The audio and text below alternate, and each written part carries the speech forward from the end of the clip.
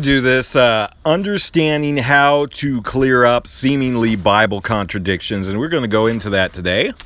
Okay, I just wanted to do this little informative video to show you sometimes when you're coming across the Bible and you're reading in the Old Testament, it can get confusing because there are multiple stories of accounts of certain kings, for example, that reigned over, let's just say, the southern kingdom of Judah. And it will have different accounts. I mean, not different accounts. It will tell a story, but there's some details that certain parts of the Bible, one book may leave out that others will fill in. For example, you'll read First Kings or Second Kings, and you'll see an account of a certain king. But if you go to the book of Chronicles and you look up the name of that king, you might sometimes find information that First Kings or Second Kings didn't mention. And you'll get a more clear perspective. Sometimes when you read in the Bible, you have to piece it together like a detective or someone who's piecing together clues. You find out as much information as you possibly can. You'll look up the name of the king or whoever it may be, and you'll just go to each passage concerning things. And so that's sometimes how we got to read the Bible. We got to look up different keywords and phrases or people and read multiple accounts of what happened. If we look at the Gospels, for example, the Gospels give an account of Jesus's ministry on earth, what he did, but each came from a different disciple's perspective. And so reading all of the Gospels is a helpful way to understand fully what Jesus did. Some of the Gospels are more in chronological order and some are not.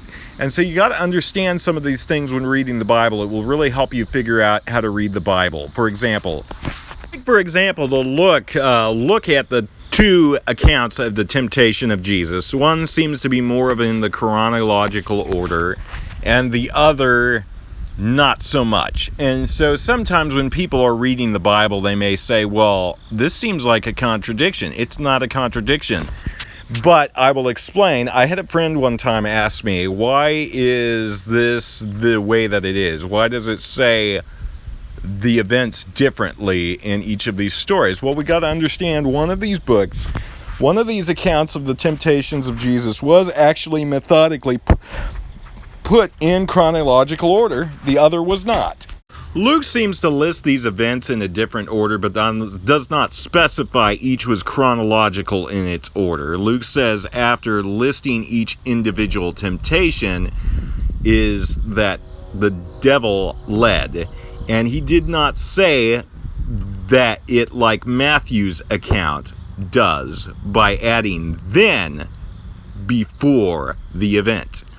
Luke's account listed all the temptations Jesus faced, just like Matthew's account did, but the difference is it does not most likely give a chronological timeline for these events. It would be like going to a grocery store and having a certain list.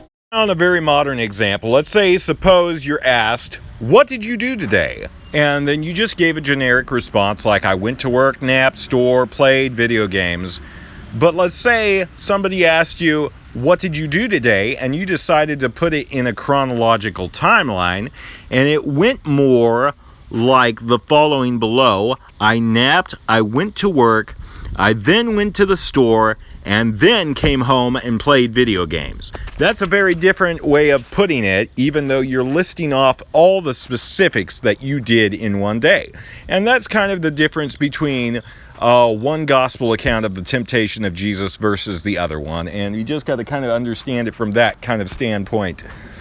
Anyways, this was just a short little video trying to be helpful in your understanding and reading the Bible, both Old and New Testament. You got to sometimes apply these tools.